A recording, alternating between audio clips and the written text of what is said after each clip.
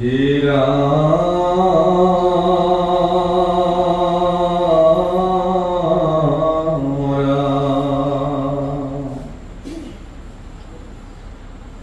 উপনিগতি ৰাজা কৃষ্ণৰ চৰিত্ৰ শুনি অপৰা ঘূৰ পাত সাদ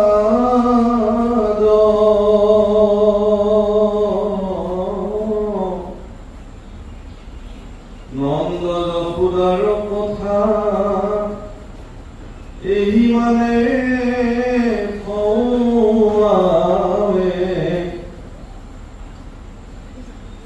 পুনা গোপী উদ্ধৱ সংবাদ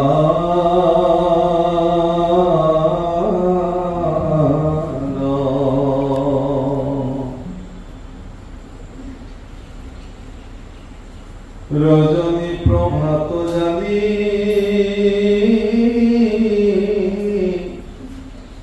উঠিয়া সজ্জাৰ পৰা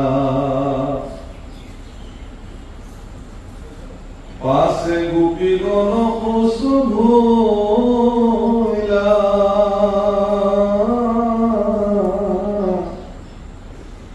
লগায় প্ৰদীপ চৈ চোতাল গৃহ সাজি মাঞ্জি দধি মঠিবাক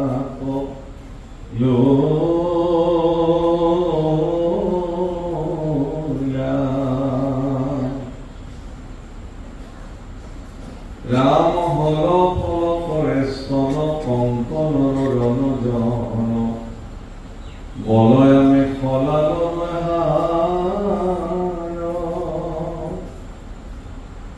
আর রজ্জু আজুরন্তে আতি প্রদীপর লাগি কান্তি জিকিমিকি পড়ে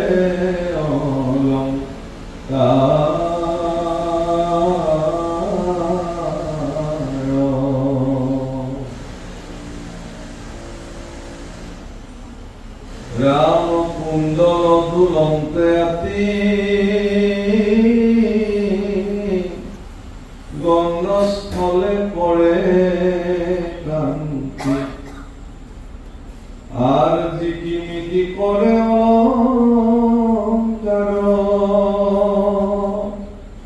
রাম জলয় মুখ কুঙ্কুমে রঞ্জিত মহায় অনুরাগ ভাবে কুমরি কুমরি গাবে কিটু প্রাণ কৃষ্ণর চরিত্র হরিয় কিহর বরে ধারা তপজরে কম্বিধাকৈ মথন কয়ে কত গোপী গান্ত গীত ধরিলে আর শীত কৃষ্ণ কৃষ্ণ বুলি পারগে কত মনে ধ্যান করি হিয়াত কৃষ্ণ ধরি শরণত সুমা পার ভুলে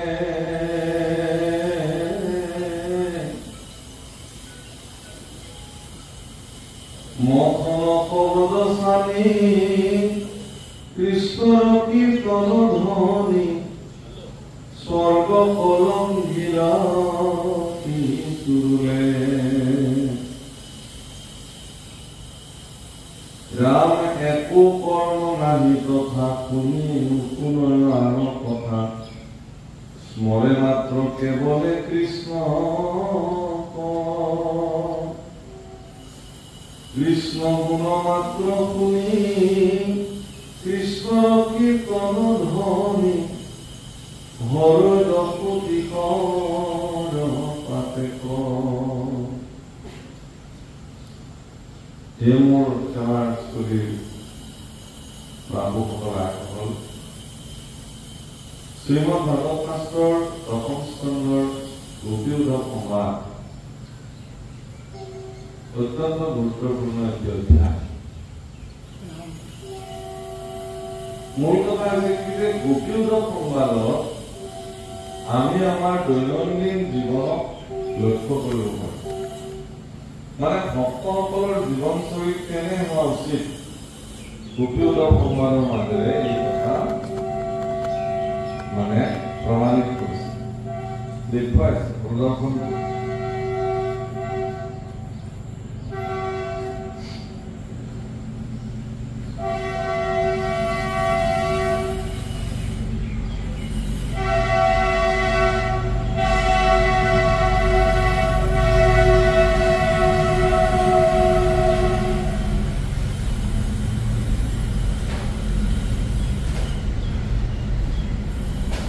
ইয়াৰ আগৰ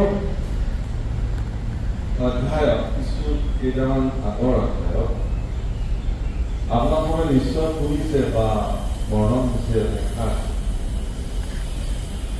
যে যেতিয়া কৃষ্ণ নিজৰ কৰ্তব্যনিষ্ঠতাৰ খাতিৰত গোকুলৰ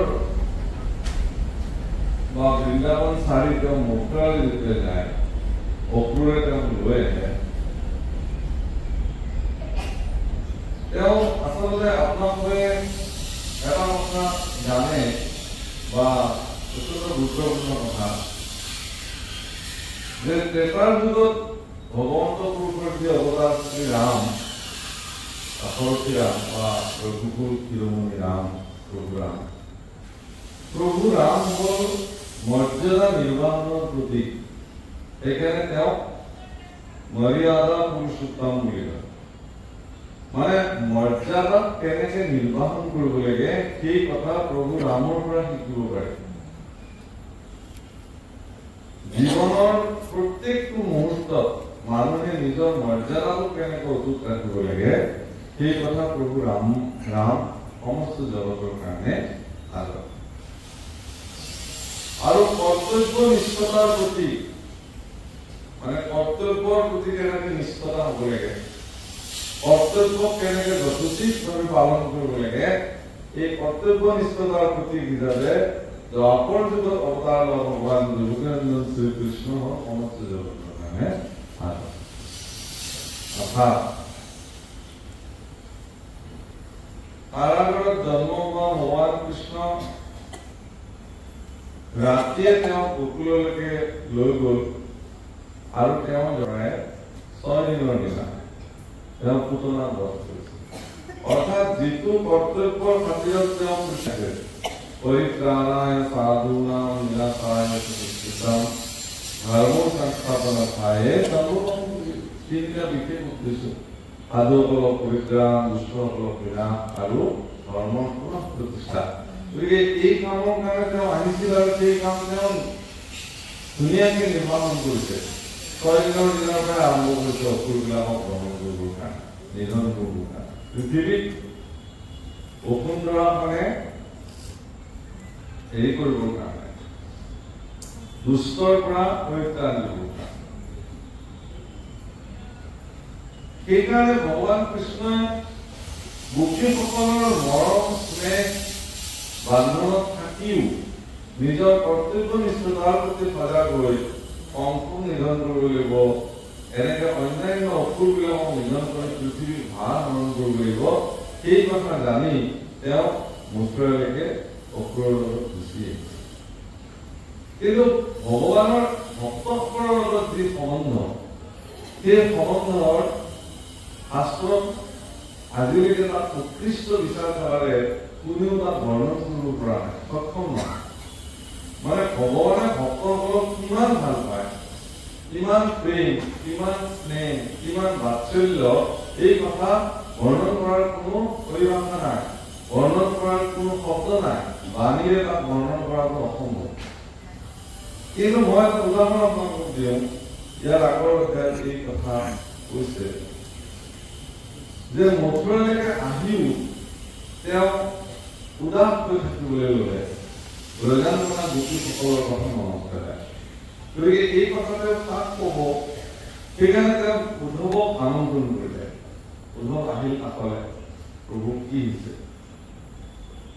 কৈছে তুমি মোক দেখিছা নহয় মই উদাস? বোলে প্ৰথমবাৰৰ কাৰণে যে মোৰ এই যে ব্ৰজত এৰি থৈ আহিলো মোৰ প্ৰিয় গোপীসকলক, সেই দুখে মোক পীড়া কৰিছে। বৰ আচৰিত।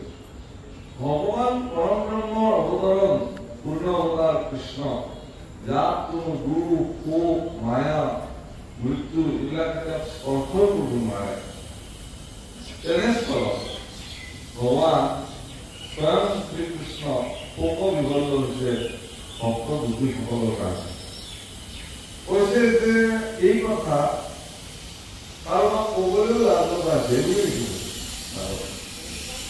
কাৰোবাৰ পত্নী তেওঁ কেনেকে আছে, খাইছে নে নাই, কি কৰিছে, মই একো চিন্তা কৰিবলৈ কি আছে? মানুহে এইটোৱে কব। মই যদি আজি সকলোকে জনাই কওঁ যে গোপীবিলাকৰ চিন্তাত মোৰ মন প্ৰাণ ঠিক হৈছে, তেতিয়া মানুহে কব আৰে বৃন্দাবনৰ বা গোকুলৰ গোপীসকলে কি কৰিছে, কি কৰা নাই, কাৰ পত্নী কি খাইছে, সেইবোৰ লৈ তোমাৰ কি চিন্তা? কিন্তু সেই উদ্ধৱ তুমি বুজিবা, বেলেগে নুবুজে যে গোপীসকল মোৰ কিমান প্ৰিয়। তেওঁলোক মোৰ সমৰ্পিত ভক্ত। সমৰ্পিত ভক্তসকলৰ লগত থাকি মোৰ যি আনন্দ আছিলে, তেওঁলোকক এৰি আহি মই সেই দুখত দেখি মহাপুৰুষে খুব সুন্দৰ বৰ্ণন কৰিছে। উদ্ধৱ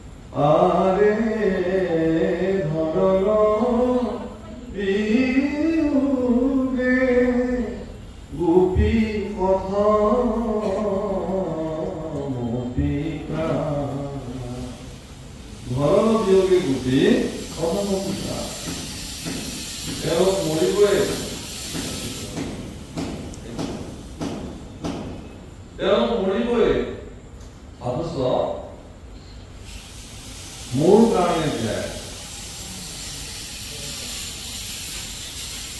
তুমি যোৱা উদ্ধৱ মোৰ প্ৰাণৰ গোপীসকলক তুমি খবৰ দিয়া। ভগৱানৰ তোৰ আজ্ঞাটো ৰাজ্য কৰি উদ্ধৱ পুনঃ ব্ৰজাংগনাসকলক আছিলে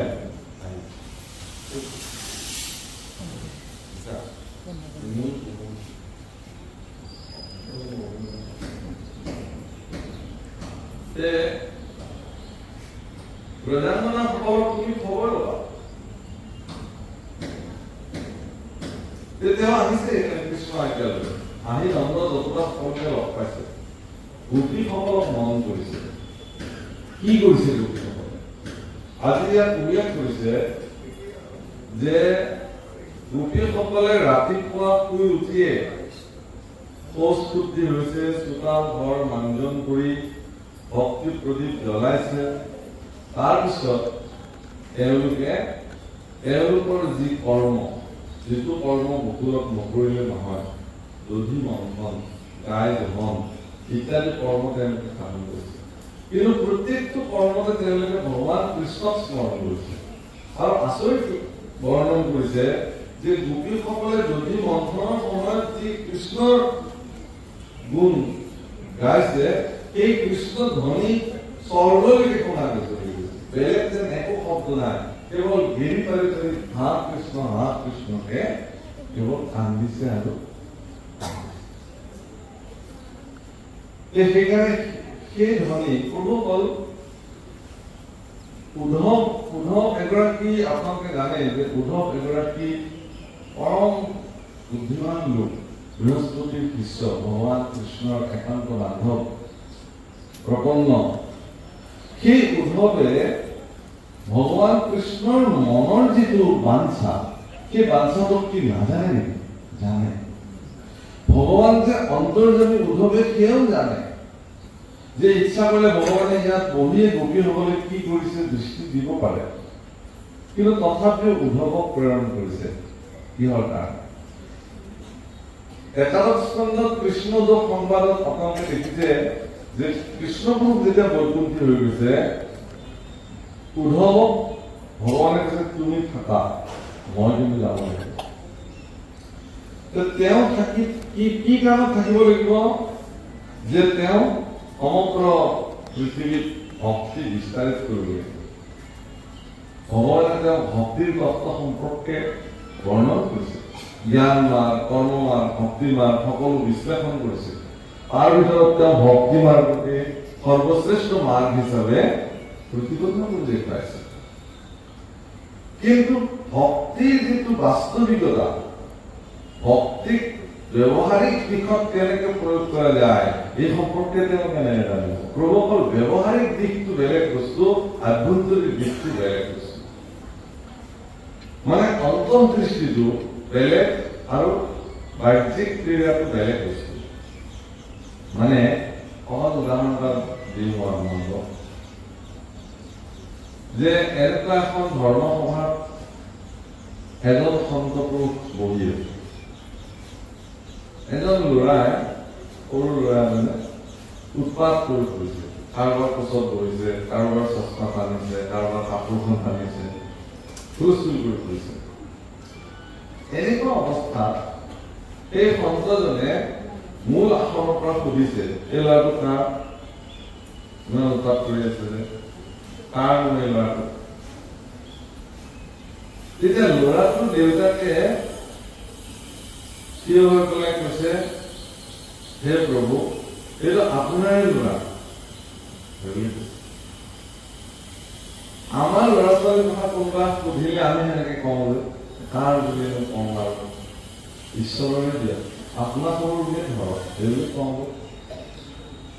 আপুনি ইমান ধুনীয়া বিল্ডিং ঘৰ সাজিছে, মই সজা বুলি কেনেকে কওঁ? ঈশ্বৰে সাজিছে, তেওঁৰে দিছে। বোলে এখেত বোলে মোৰে ছোৱালী বা মোৰে ল'ৰা, মোৰ বুলিনো কেনেকে কওঁ? আপোনালোকৰে দিয়ক। ঈশ্বৰৰ ধন সম্পত্তি, ঐশ্বৰ্য, বিভূতি, ল'ৰা ছোৱালী, মান মৰ্যাদা সকলো আমি কাৰ বুলি কওঁ? ঈশ্বৰৰ বুলি কওঁ, ব্যৱহাৰিক দিশত। এতিয়া চাব, সেই মানুহজনে তেনেকে ক'লে যে প্ৰভু আপোনাৰে কথা। অনুষ্ঠান শেষ হোৱাৰ পিছত ল'ৰাটোক তেওঁ ভংকি দি বহুৱাই থৈ দিলে, চুপচাপ বহি থাকে। হয়তো ল'ৰাটো বহি থাকিলে। অনুষ্ঠানৰ সামৰণি যেতিয়া সকলো গৈ গুচি যাব ওলাল, তেওঁ যাবলৈ ওলাল। ল'ৰাটো লগ ধৰোতে তেওঁ ল'ৰাটো হাতত থাপ মাৰি ধৰিছে, ধৰি তই ক'ত যাৱ? তই যাব নোৱাৰিব। দেউতাকে বোলে কি যাব নোৱাৰিব? সি তাক ঘৰত লৈ যাওঁ মই। আপুনি কিয় তাক? এইটো মোৰহে ল'ৰা, থাকিব। কিহৰ কাৰণে? আপুনিতো সমস্ত সমাজৰ সন্মুখত ক'লে এইটো মোৰ ল'ৰা বুলি, গতিকে এতিয়া মোৰ ল'ৰা থাকিব। আপুনি তেতিয়া তাক কান্দিব ধৰিলে, চৰণত কৰি গুৰুদেৱ মোৰ ভুল হৈ গ'ল, আচলতে মোৰ এটাই ল'ৰা, বোলে হওক যে দুটা তিনিটা হোৱা হ'লে এটা আপোনাকে দি গ'লে, কিন্তু এটাই ল'ৰা মই কেনেকৈ দিওঁ? মাকে বা কেনেকৈ দিব? তেতিয়া কৈছে যে আমি যে এই বাহ্যিক দৃষ্টিত এই কথাবিলাক কৈ থাকো, এইবিলাক ঈশ্বৰৰে দিয়ক। তাৰমানে এইবিলাক আমি মুখেৰে কওঁ, অন্তৰেৰে আমি নকওঁ। এইটো আপোনাৰ ল'ৰা বুলি আপুনি বাহ্যিকতা যে ক'লে, অন্তৰ্দৃষ্টিৰে কিন্তু আপুনি এতিয়াও মানি আছে যে এইটো আপোনাৰ ল'ৰা। আপুনি ইমান ধুনীয়া ঘৰ সাজিছে, মই সজা নাই দিয়ক, ঈশ্বৰে সাজিছে, কিন্তু মনে মনে ভাবিছো চাওক ময়ে সাজিছো, আপুনি চাই লওক ভালকে। সেইকাৰণে প্ৰভু ক'ল বাহ্যিক দৃষ্টিটোত ব্যৱহাৰিক যিটো দিশ সেই ব্যৱহাৰিক দিশটোত আপুনি আপোনাৰ পুত্ৰ পত্নী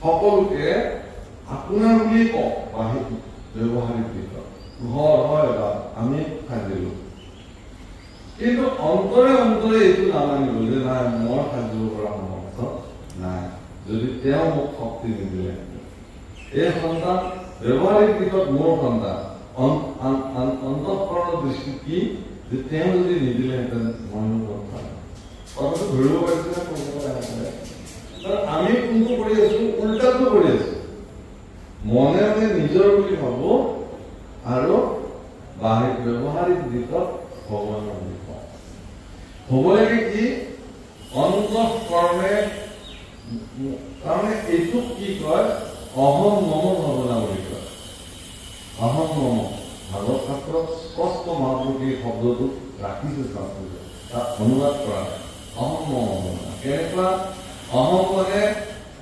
মই অৰ্থাৎ শৰীৰটোকে মই বুলি ভাবিছে আৰু শৰীৰৰ লগত সম্পৰ্কিত সকলো বস্তুক মোৰ বুলি ভাবে স্পষ্ট হৈছে নে কথাটো মই বুজাব পাৰিছোনে আপোনালোকক অহম মম ভাৱনা যিটো অহম মানে মই শৰীৰটোকে যিজনে মই বুলি ভাবে আৰু সেই শৰীৰটোৰ লগত সম্পৰ্কিত মোৰ শৰীৰৰ লগত সম্পৰ্ক পত্নী এয়া মোৰ পত্নী শৰীৰৰ সম্পৰ্কিত মোৰ ঘৰ দুৱাৰ গাড়ী মটৰ ল'ৰা ছোৱালী টকা পইচা সম্পত্তি সকলো মোৰ এইটো অহম মম ভাৱনা হয় কিন্তু অন্তৰ্দৃষ্টিৰে যিদিনাখন আপুনি অহম মম ভাৱনাক প্ৰত্যাগ কৰিব পাৰিব যে হে প্ৰভু এই শৰীৰটো ক'ত মোৰ শৰীৰটো তোমাৰ আৰু তুমি ইয়াৰ ভিতৰত বহি ইয়াক চৈতন্য কৰি ৰাখিছা কাৰণেহে শৰীৰটো চেতন হৈ আছে যিদিনাখনে তুমি গুচি যাবা সেইদিনাখনে এইটো শৰীৰৰ কোনো মূল্য নাই গতিকে যিহেতু এই শৰীৰটো তোমাৰ গতিকে শৰীৰৰ লগত সম্পৰ্কিত মোৰ সকলো বস্তু সেইবোৰ তোমাৰ প্ৰহ্লাদ চৰিত্ৰৰ কীৰ্তন আছে আপোনালোকে গায়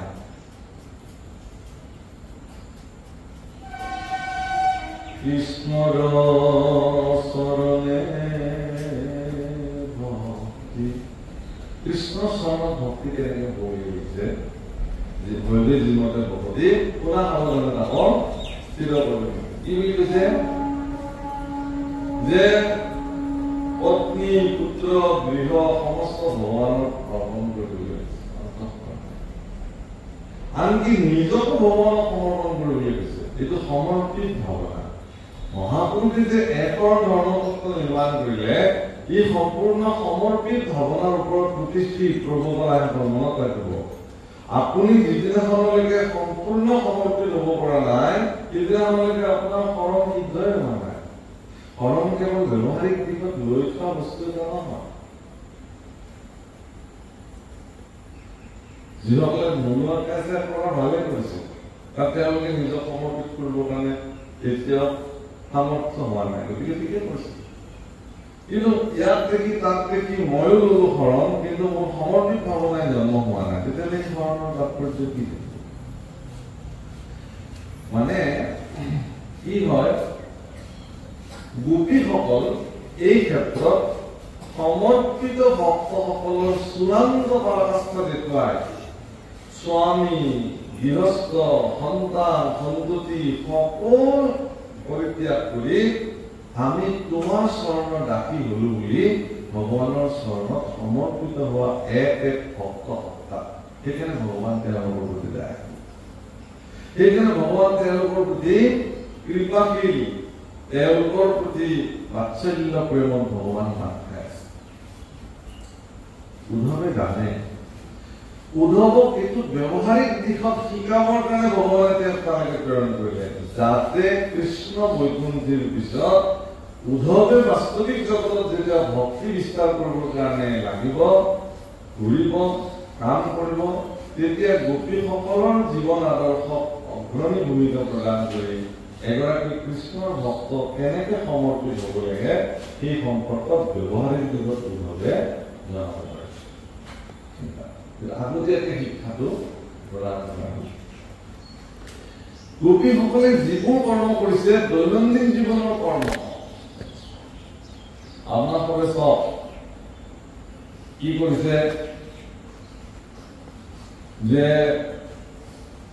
ৰাতিপুৱা যেতিয়া গোপীসকলে স্নান কৰিছে শৌচ শুদ্ধি কৰি কৃষ্ণৰ নামত স্নান কৰিছে স্নান কৰিছে কৃষ্ণ নামত স্নান কৰিছে তাৰমানে মোৰ শৰীৰটো যদি অপৰিষ্কাৰ হৈ থাকে তেতিয়াহ'লে কৃষ্ণ কোন মুহূৰ্তত কৃষ্ণ উভতি আহে তাৰটো ঠিক নাই সেইকাৰণে কৃষ্ণ পুৰুষে যাতে মোক বেয়া নেদেখে তাৰ কাৰণে এইটো তেওঁৰ শৰীৰ মইতো তেওঁক সমৰ্পণ কৰি দিছোঁ গতিকে তেওঁ মোক আকৌ মই তেওঁক তাতে সমৰ্পিত শৰীৰটো মইতো ভালকে ৰাখিব লাগিব পৰিষ্কাৰ গাই খিৰাইছে কৃষ্ণৰ নামত ভগৱান যদি আহি পাই গাখীৰ দিব লাগিব গাখীৰৰ সামগ্ৰী দিব লাগিব দধি মন্থন কৰিছে ভগৱান কৃষ্ণৰ কাৰণে অন্ন ৰান্ধিছে ভগৱান কৃষ্ণৰ কাৰণে এই মুহূৰ্তত যদি ভগৱান আহি পায় কৃষ্ণ যদি আহি পায় সেইকাৰণে ৰান্ধিছেও কৃষ্ণৰ নামত প্ৰতিটো মুহূৰ্ত কেৱল কৃষ্ণৰ নামতে তেওঁলোকে 24 ঘণ্টা তেওঁলোকে দৈনন্দিন জীৱনৰ সকলো কৰ্ম সাধন কৰাৰ পিছতো নিৰৱধিভাৱে কৃষ্ণ চৈতন্য চেতনাৰ দ্বাৰা তেওঁলোকে নিজক প্ৰতিষ্ঠা কৰি ৰাখিছে অৰ্থাৎ সেইকাৰণে দেৱকী নাৰদক এবাৰ পৰীক্ষা কৰি চাইছিল ভগৱানে ভৰপূৰ তেল থকা চাকি গছিও তেওঁক ঘূৰাই আনিবলৈ দিওঁতে ঘূৰাই আনিছে নোহোৱাকে কিন্তু সেইখিনি সময়তে নাৰায়ণ শব্দটো ল'বলৈ পাহৰি গৈছে কিহৰ কাৰণে কাৰণ তেওঁৰ সকলো চিন্তা আছে চাকিকৰ পৰা তেল নকৰে আৰু যাতে চাকিকৰ নুমাই নাযায় তাৰমানে কৰ্মৰ তাগিদাত কৃষ্ণ নাম ল'বলৈ যদি পাহৰি যাওঁ তেতিয়াহ'লে কেনেকৈ হ'ব কামো কৰিব লাগিব জীৱনো চলাব লাগিব আৰু কৃষ্ণ নামো ল'ব লাগিব সেইকাৰণে গোপীসকলৰ জীৱনৰ যি আদৰ্শ এই আদৰ্শ অৰ্থাৎ তেওঁলোকে প্ৰতিবন্ধ কৰিছে সৰ্ব পৰ্যন্ত তেওঁলোকৰ এই ধ্বনি গুচি গৈছে হে ৰাম এহি মতে দধি মথে পৰম ভক্তে আৰ এহি মতে দধি মথে পৰম ভক্তি পথে গাৱে গোবিন্দৰ গুণ গীত প্ৰকাশী কিৰণ ৰাখি অনন্তৰে ভৈলায়াকি ভগৱন্ত আদিত উদয়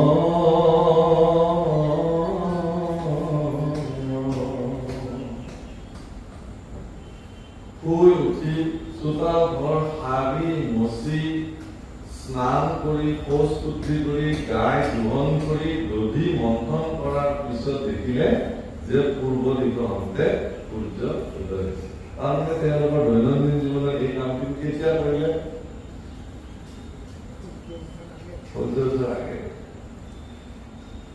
আৰু আমাৰ গাত যেতিয়ালৈকে সূৰ্য আহি নপৰে তেতিয়ালৈকে আমিও চুঙি নলওঁ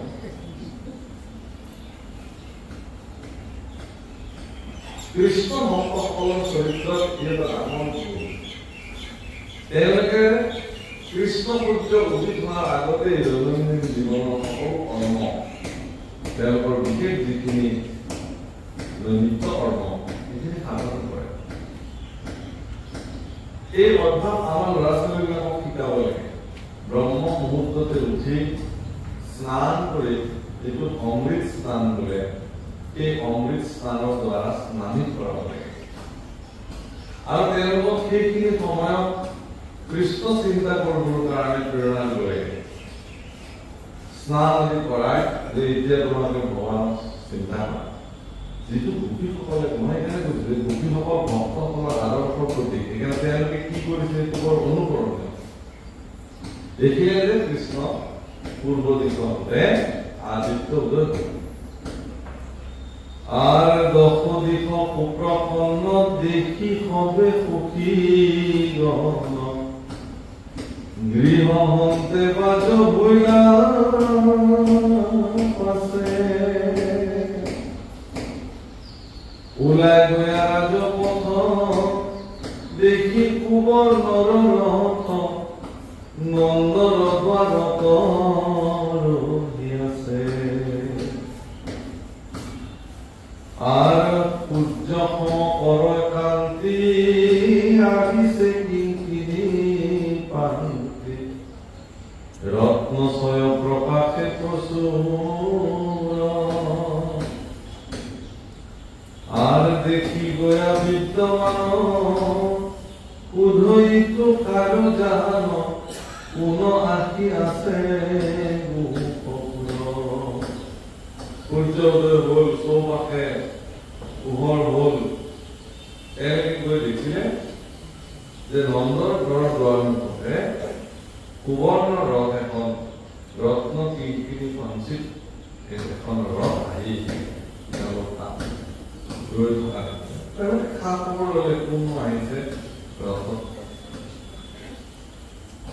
ৰাম দেখি গয়া ৰাম কত কত গোপী ডাক ক্ৰোধনে ভুলয় বাক যোন আইল ক্ৰূৰয় ক্ৰূৰ অংশৰ আদেশ কৰি কমল লোচনী লয়া দিছো গলা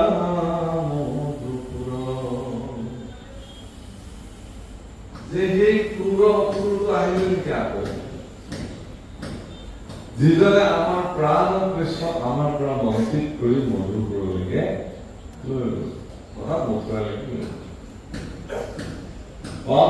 ভক্তসকলৰ কাৰণে শত্ৰু কোন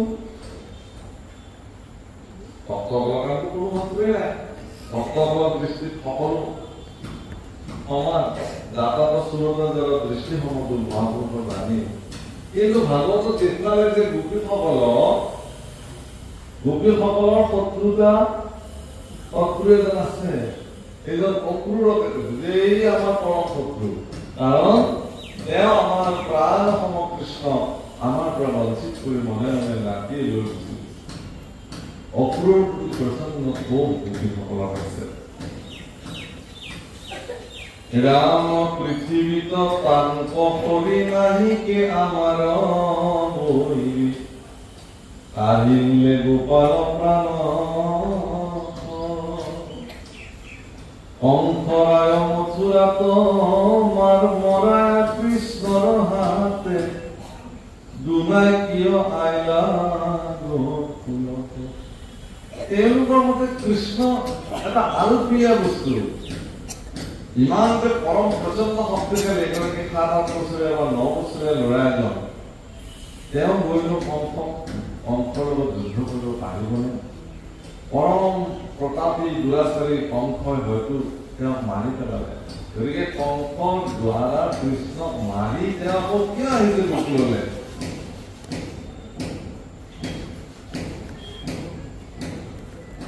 তেওঁ কিয় আহিছে গোকুললৈ এই বুলি কৈছে হীৰা কেহু বোলা কোন সখী মাৰিল কংসক দেখি আৰ প্ৰয়োজন সাধিবাক তাৰ আমাৰ মাংস খাতি জীবে তাৰ পিণ্ড বাহাতি ইহে কাৰ্য আহিলা ইবাৰ ইমান কম হে লাভকৰ আপোনাৰ জীৱনৰ কিজনে শত্ৰু যিজনে আপোনাক কৃষ্ণৰ পৰা বঞ্চিত কৰে ভগৱানৰ পৰা আপোনাক যদি কোনোবাই বঞ্চিত কৰে ভগৱানৰ সৈতে যদি কোনোবাই আপোনাক সতীত্ব কৰাই দিয়ে ভগৱানৰ সৈতে আপোনাক যদি কোনোবাই পৰিচয় কৰাই দিয়ে ভগৱানক চিন্তা কৰাৰ কাৰণে আপোনাক যদি কোনোবাই ৰাস্তা দেখুৱাই দিয়ে তেতিয়াহ'লে জানিব যে তেওঁই আপোনাৰ জীৱনৰ আটাইতকৈ শ্ৰেষ্ঠ মিত্ৰ কিন্তু ভগৱানক বুজি কি হ'ব এই কথা কওঁতাজন জীৱনৰ চূড়ান্ত সত্য প্ৰভু অকল এই কিছুমান বিশেষ কথা বিচাৰ কৰিছে কৈছে যে পিতৃ গুৰু আৰু জ্যেষ্ঠ ভ্ৰাতা মানে ডাঙৰ ভাই ককা এই তিনিজনৰ বাক্য অলংঘনীয় পিতৃৰ বাক্য কেতিয়াও লংঘন কৰিব নালাগে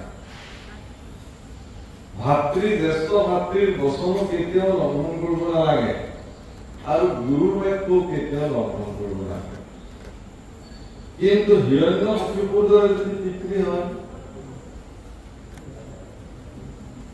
হিৰণ্যকশিপুৰ দৰে যদি কাৰোবাৰ পিতৃ আছে তেতিয়াহ'লে সেই পিতৃৰ বাক্য লংঘন কৰাত শাস্ত্ৰই একো অনুচিত বুলি কোৱা নাই তেনেকুৱা পিতৃৰ বাক্য লংঘন কৰক একো নহয় জ্যেষ্ঠ ভাতৃ পিতৃ সমবয়সী জ্যেষ্ঠ ভাতৃৰ বাক্য কোনো কাৰণত লংঘন কৰিব নালাগে কনিষ্ঠ অনুজবিলাক তেনেকুৱা জ্যেষ্ঠ ভাতৃ যদি ৰাৱণৰ দৰে হয়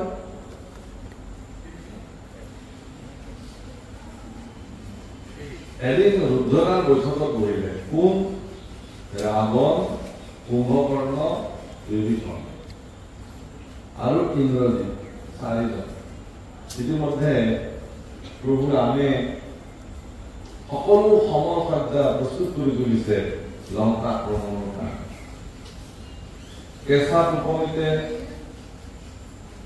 কুম্ভকৰ্ণক জগাই আনিছে বহুতে কয় যে কুম্ভকৰ্ণে 6 মাহ ফুৰে আৰু 6 মাহ জাগে আচলতে নহয় 6 মাহ ফুৰে এদিন জাগে আকৌ 6 মাহ ফুৰে মাত্ৰ এদিনৰ কাৰণে লাগে তাৰমানে ৰাৱণ কুম্ভকৰ্ণ আৰু বিভীষণে ব্ৰহ্মাক স্তুতি কৰিছিল ৰাক্ষসবোৰ ৰক্ষা কৰিবৰ কাৰণে তেওঁলোকক শক্তি লাগে শক্তি সামৰ্থ্য গোটাবৰ কাৰণে তেওঁলোকে ব্ৰহ্মাক স্তুতি কৰিলে আৰু তেওঁলোকৰ প্ৰচণ্ড স্তুতি ব্ৰহ্মা সন্তুষ্টি হৈছিল আৰু ব্ৰহ্মাই তেওঁলোকক কি লাগে বুলি সোধা ৰাৱণে সুধি ক'লে যে মোক হেৰি লাগে অমৰ বৰ লাগে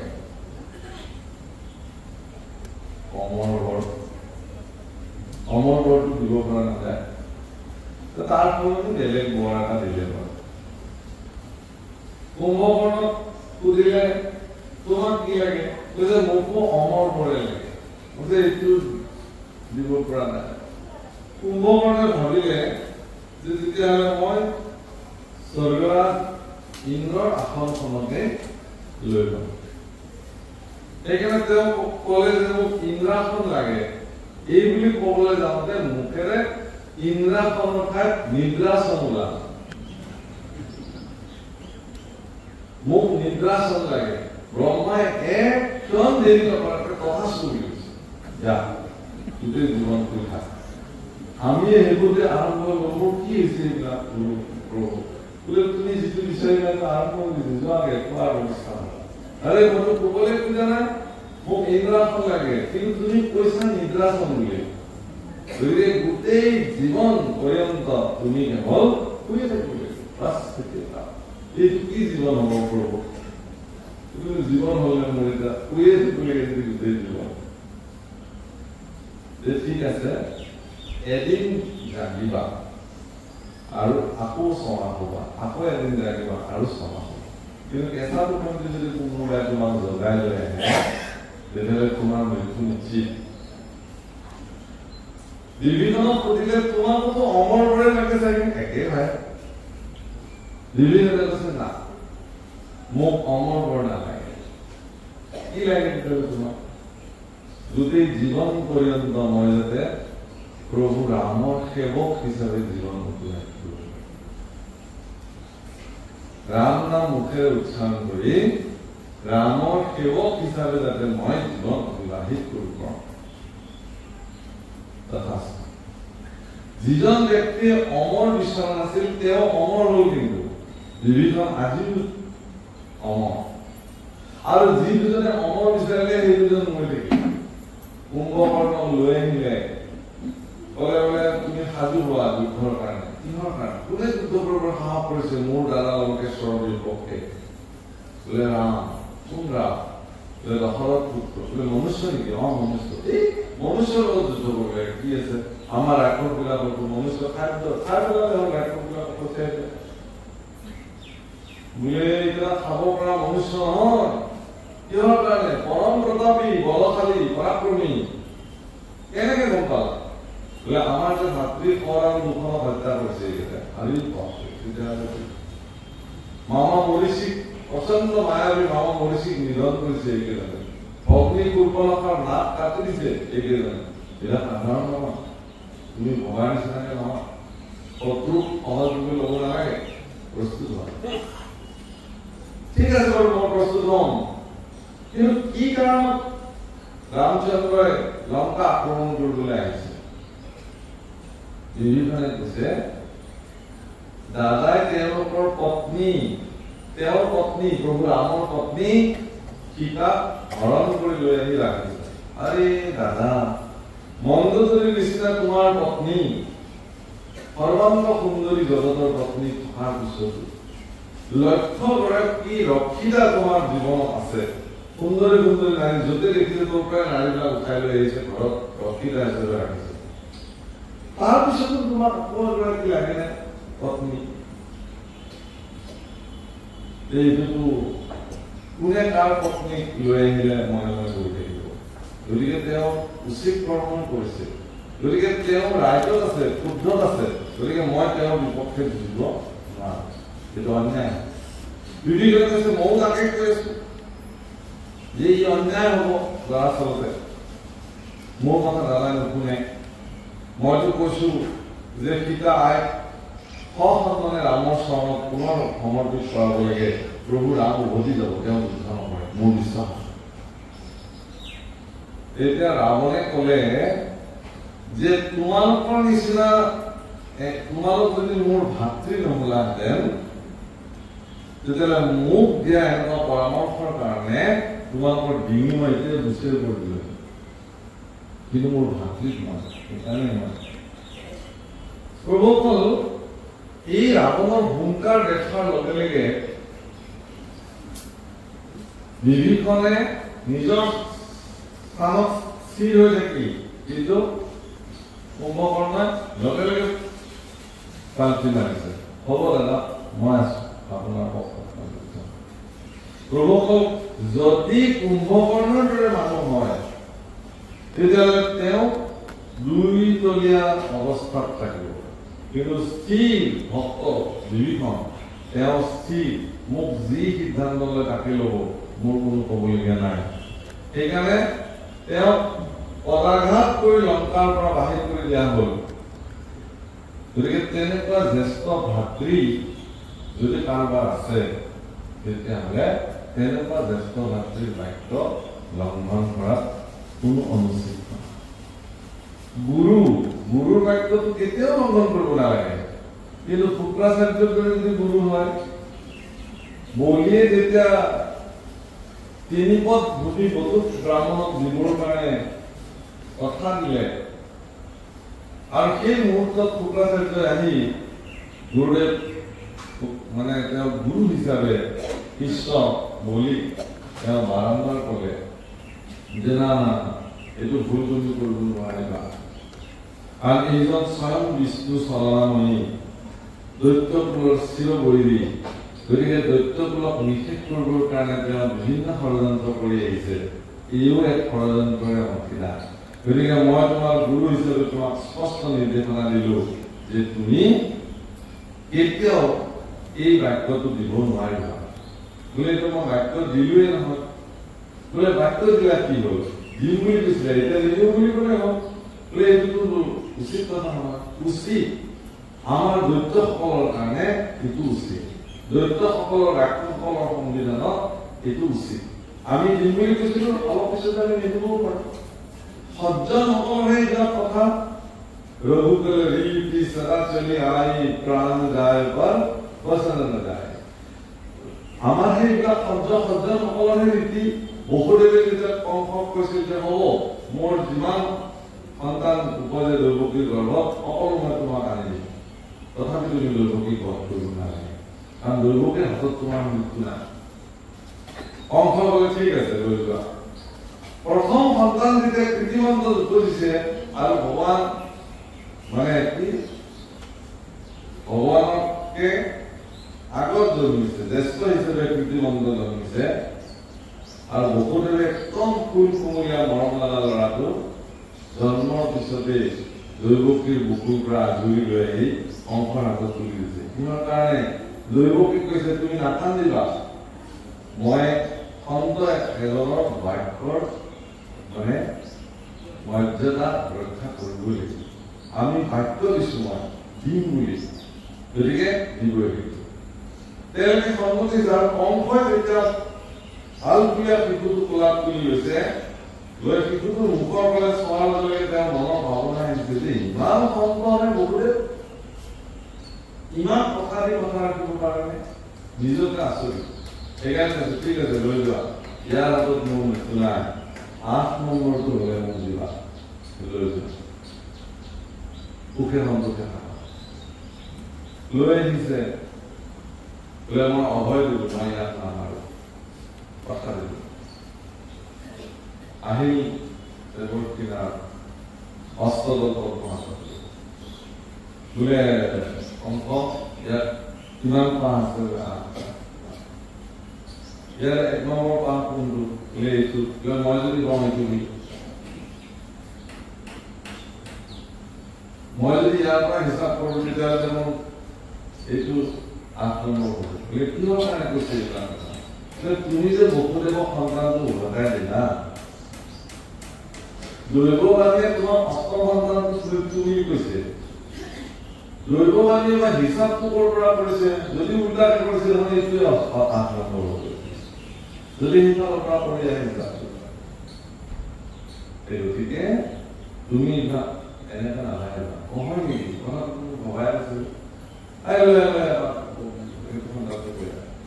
এইমাত্ৰ কথা দিছিলে মই ইয়াত নামাৰো বুলি ৰাক্ষসকলৰ দুৰাচাৰীসকলৰ দৈত্যসকলৰ বাক্যৰ কোনো মূল্য নাই জাগতিক জগততো যিবিলাক মানুহে কথা দিয়াৰ পিছত কথা ৰাখিব নোৱাৰে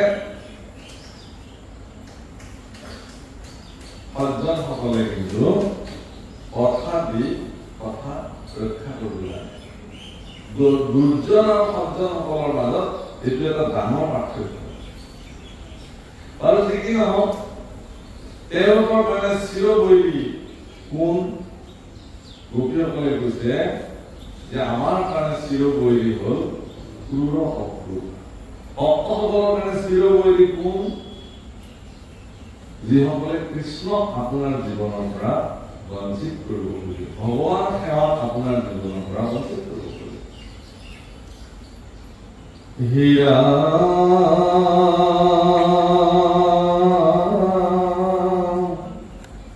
হাকিনো ভৈল দুখ নেদেখিলো ইটো মুখ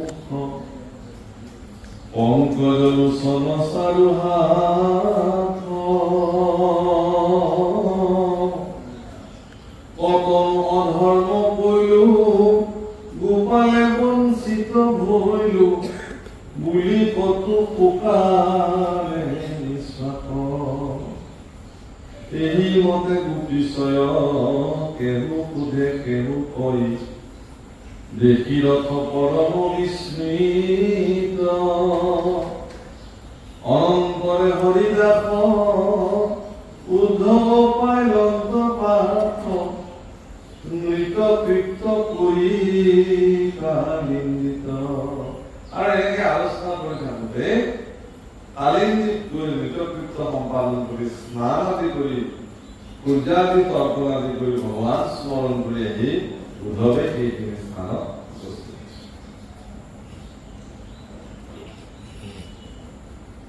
ৰাম শুনিও সৰ্বজন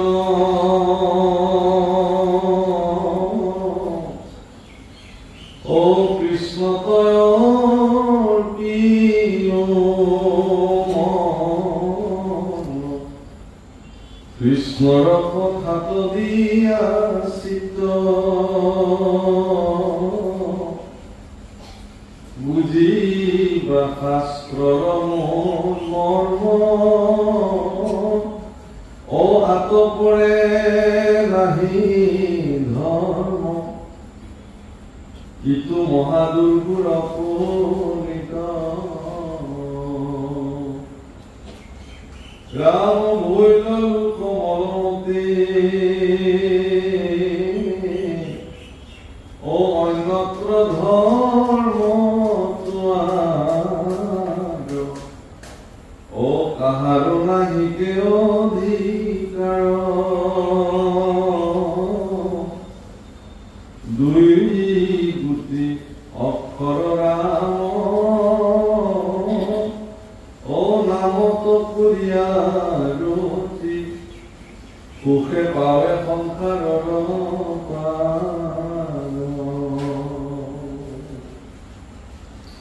শাস্ত্ৰৰ মৰ্ম বুজিবৰ কাৰণে মহাপুৰুষে উপদেশ দিছে আৰু দুগুটি অক্ষৰ ৰাম নাম এই সংসাৰ ভৱনদী পাৰ কৰাৰ একমাত্ৰ সম্ভৱ হৈ গৈছে। সেই বাসকল আমি আমাৰ জীৱনত উপাৰ্জন কৰা ধন সম্পত্তি ঐশ্বৰ্য বিভূতি শক্তি সামৰ্থ্য যশস্যা কৃতিত্ব সন্তান সন্ততি এইবোৰ কোনেও আমাক সংসাৰৰ পৰা শৰীৰ কৰাব নোৱাৰে। সংসাৰৰ তৰণৰ পথ এটাই, এইটো হ'ল ঈশ্বৰৰ ওচৰত নিজক সমৰ্পিত কৰি তেওঁৰ গুণনাম মুখেৰে ল'ব লাগিব। আপোনাৰ গতি আপুনি সাধন কৰিব লাগিব, বেলেগ নোৱাৰে। সন্তান সন্ততি যদি পিতৃক উদ্ধাৰেই কৰিব পাৰে তেতিয়াহ'লে নিসন্তানসকলৰ কি অৱস্থা? যাৰ সন্তানেই নাই। গতিকে কোনেও নোৱাৰে, কোনো কাৰণ নহয় প্ৰভুসকলে। প্ৰহ্লাদে নিজৰ পিতৃৰ পাপসমূহৰ নিস্তাৰৰ কাৰণে ভগৱানক স্তুতি কৰিবলগীয়া আছে।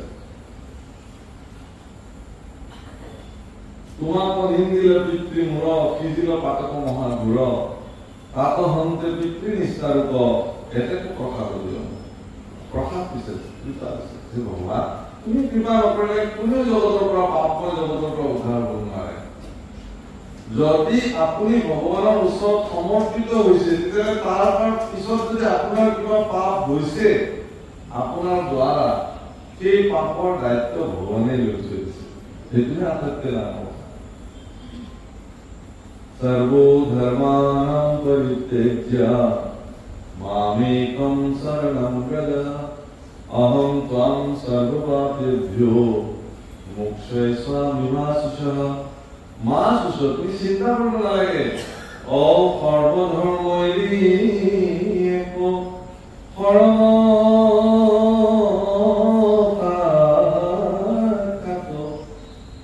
সুদৃঢ় বিশ্বাসে ভোগে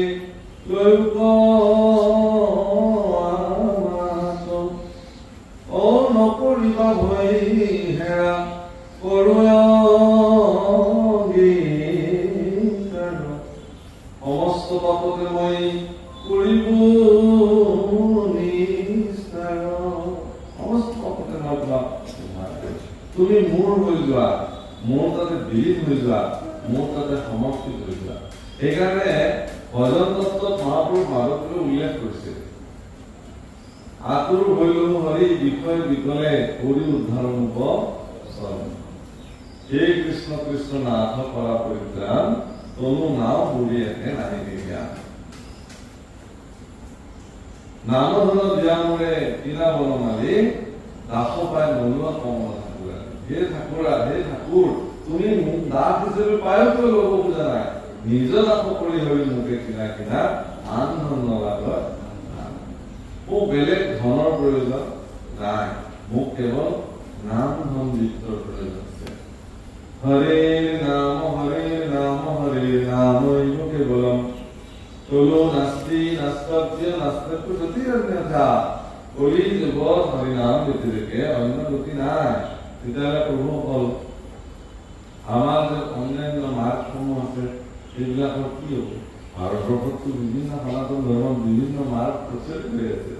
আমাৰ এশৰৰ লোকসকলে একেষাৰে নস্যাৎ কৰিছে, আপুনি চব বাদ দিয়ক।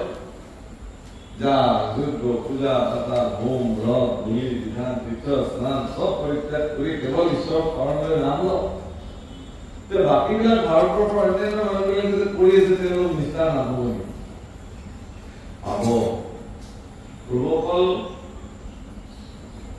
ভৌগোলিক অৱস্থাৰ ওপৰত নিৰ্ভৰ কৰি পৰিৱেশৰ ওপৰত নিৰ্ভৰ কৰি মানুহৰ ভাষা সংস্কৃতি খাদ্যাভ্যাস জীৱন ধাৰণ প্ৰণালীৰ ওপৰত নিৰ্ভৰ কৰি প্ৰান্তে প্ৰান্তে আবিৰ্ভাৱ হোৱা গুৰুসকলে সেই প্ৰান্তৰ পৰিৱেশৰ লগত তালমিল বজাই ৰাখি তেওঁলোকক প্ৰত্যেককে ধৰ্ম ব্যৱস্থা সুকীয়া সুকীয়া কৰি দিছে। অসমৰ বা উত্তৰ পূৰ্বাঞ্চলৰ বাতাবৰণ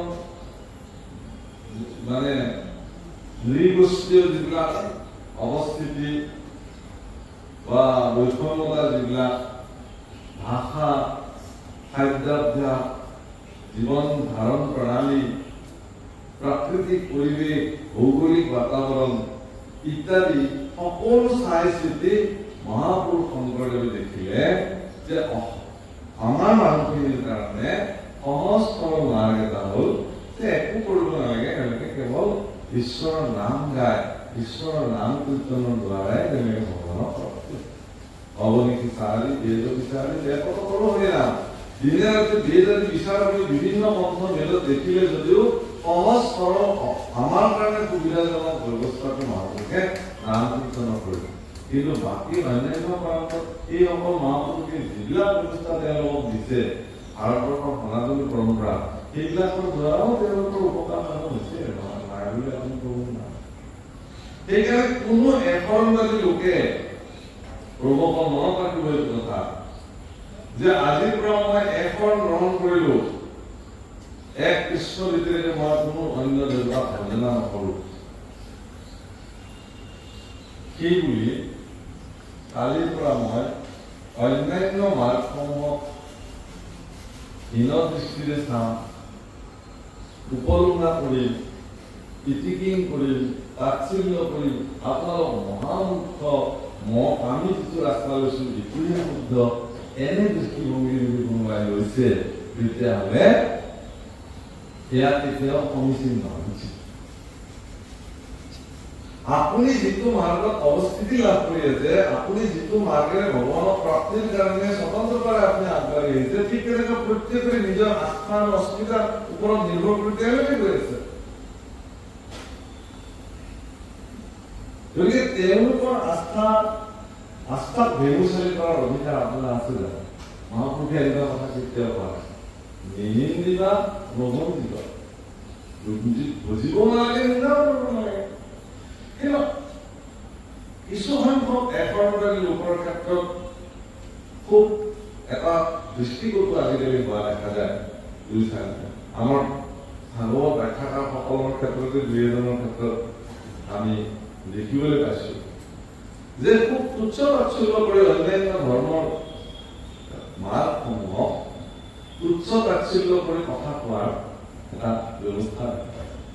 মই তেওঁলোকৰ প্ৰতি বিনম্ৰতাৰে হাতযোৰ কৰি নিবেদন কৰো যে কাৰো মাৰ্গক কেতিয়াও কোনেও তুচ্ছ তাচ্ছিল্য কৰিব নোৱাৰে। আপুনি যিটো মাৰ্গত অধিষ্ঠিত হৈ আছে সেই মাৰ্গটো কাৰোবাক বুজাবৰ কাৰণে আপুনি যিমান পাৰে প্ৰয়াস কৰক, যিমানখিনি পাৰে একৰণৰ ওপৰত যুক্তি দি আপুনি তাক সমাজত প্ৰতিষ্ঠা কৰিবৰ কাৰণে যত্ন কৰক। কিন্তু আনৰ মাৰ্গক অৱহেলা আৰু তুচ্ছ তাচ্ছিল্য কৰি এনেকুৱা শব্দ যে অচেতন দেৱতা ইত্যাদি এনেকুৱা শব্দৰ প্ৰয়োগ অত্যন্ত দুৰ্ভাগ্যজনক। আৰু মই আপোনালোকৰ প্ৰতি নিবেদন কৰো, যদিও আমি কোনোবা ইয়াত মানে দৃঢ়ভাৱে এশৰণীয়া লোক আছো, আনৰ ধৰ্ম ব্যৱস্থা আৰু আস্থাৰ প্ৰতি কেতিয়াও অসন্মান কৰিব নোৱাৰে। কিয় যে ভাৰতবৰ্ষৰ সনাতনী পৰম্পৰা এটা বিশেষ বিশিষ্টতা, সেইটো হ'ল কি যে আপুনি স্বতন্ত্ৰতাৰে ইচ্ছাকৃতভাৱে ধৰ্মৰ ব্যৱস্থাক স্বয়ং কৰিব পাৰে। শাস্ত্ৰই আপোনাক অধিকাৰ দিছে যে মই এইটো ৰাস্তাৰে যাম, মই কৰ্ম মাৰ্গেৰে যাম, মই জ্ঞান মাৰ্গেৰে যাম, মই ভক্তি মাৰ্গেৰে যাম। আপোনাক এইটো স্বয়ং কৰিবৰ কাৰণে শাস্ত্ৰই বাধা নিষেধ কৰা নাই। কিন্তু অন্যান্য যিবিলাক ব্যৱস্থা ধৰ্ম ব্যৱস্থা আপোনালোকে দেখিছে, ধৰ্ম বুলি ক'লেতো পৃথিৱীৰ এটাই, এইটো হ'ল সনাতন ধৰ্ম। বাকী মজহব আছে, ৰিলিজন আছে, এইবিলাক আছে। তেওঁলোকক আপোনালোকে মন কৰি দেখিব যে সেই ব্যৱস্থাসমূহত ব্যক্তিসমূহক এনেধৰণে পাবন্ধি লগাই থৈ দিয়া আছে যে তেওঁলোকে সেইটোৰ পৰা পাবলৈ যাব নোৱাৰে।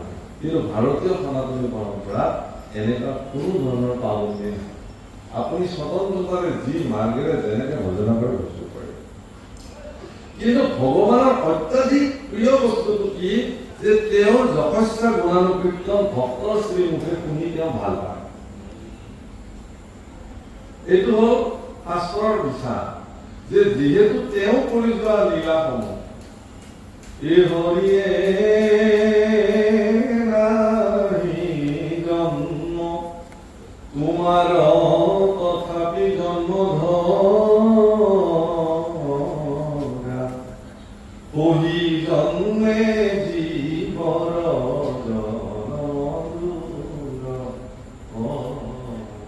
তোমাৰতো জন্ম নাই ভগৱান তুমি জন্ম কৰিছে